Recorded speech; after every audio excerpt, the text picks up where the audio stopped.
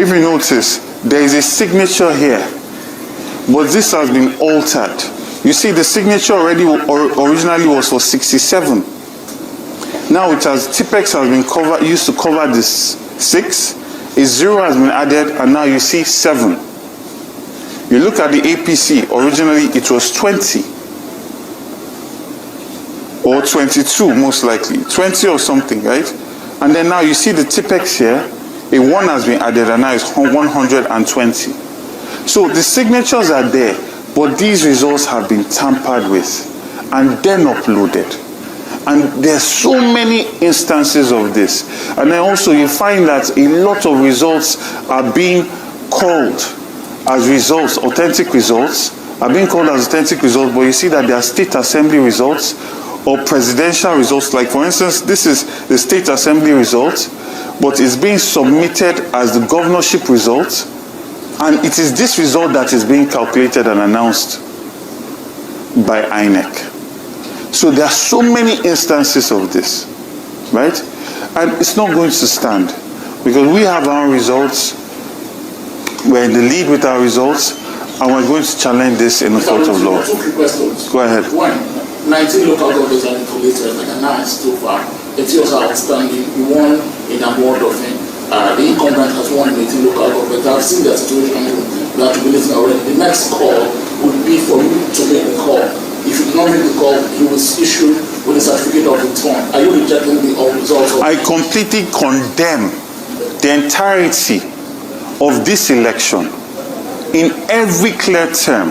This was a sham of an election. It was a compromise. It was an illegality that has not been perpetrated in Lagos since I've been born. This was an election where entire agents of a party were chased away from their polling units.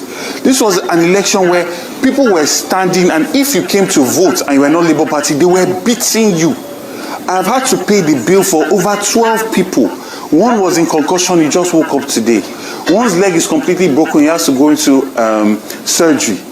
And I've been doing this entire morning. I cannot even transfer money again because I'm done transferring just on hospital bills. So I condemn this. I will never call Babajide Sanwo-Olu to congratulate him for this shambolic, this sham of an election, this violence that's literally setting a precedent for war in the next election, because nobody is going to come into elections believing that they will discuss ideas and issues anymore. Because what is it about? It's about who is the most violent. Second question, you said the police was complicit. You do about the commissioner in Lagos said every situation they responded to, and the entire security scenario did not prevent voting. They did not prevent voting. Did not prevent voting. That's what he said. That is a big lie. It is a big lie. I thank the army. I thank the DSS. I thank the Navy. I thank the neighborhood watch that came. If these people did not get involved, what you see, what all the videos you have seen will be child's play compared to what the reality would have been. In Ikorodu, people died. In Apapa, someone died. In Shobolu, someone died. So how are you saying that people will be aware that a person has been killed and they will come out and vote? In Nigeria, people were sitting there in their house because they were literally threatening them that if they come out, they will kill them.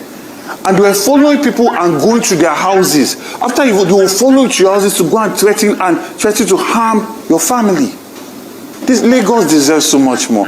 Look at Oyo State. Seyi Makinde won. People are jubilating. He did not have to use any violence. You don't have to use any intimidation. When you serve your people will return you to office. We should not be seeing videos of so much violence statewide. And you're saying that you're dancing and celebrating you won an election. You plan to govern these same people? Even Yoruba people were being assaulted because they apparently looked Igbo. This is what Lagos has become under the APC government. So this cannot carry on. And I call on every well-meaning Lagosian Nigerian, we must stand against this. Because, see, there's a saying that when they came for the Jews, you kept quiet. They came for the Muslims, you kept quiet. Eventually, when they come for you, everybody will be quiet. So we must stand against all of this, because real lives are at stake here. real businesses, people's live streams are at stake.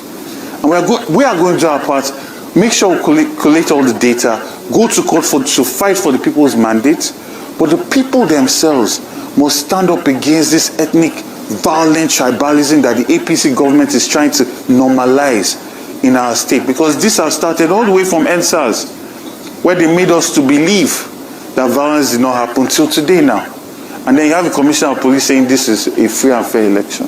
So are you saying that your team has its own records of these results? Yes, we have collated all the results as much as we could, because there are places where they chased all our agents out. There are places where they burnt results in Ojo. Several places where we're calling for cancellation of those results and a rerun. There are places where our ballots were thrown into the gutter. We dried those ballots. We counted it. We've kept records. So essentially, are you going to call for cancellation of we are calling for several cancellations where violence was the order of the day, because elections did not happen there. And the international community is watching, and they also know that elections did not happen in these places. So you cannot create so much violence against Lagosians, write results, and we should celebrate that election happened. Elections did not happen in Lagos State. So we should expect to see you on the election petition tribunal? Certainly.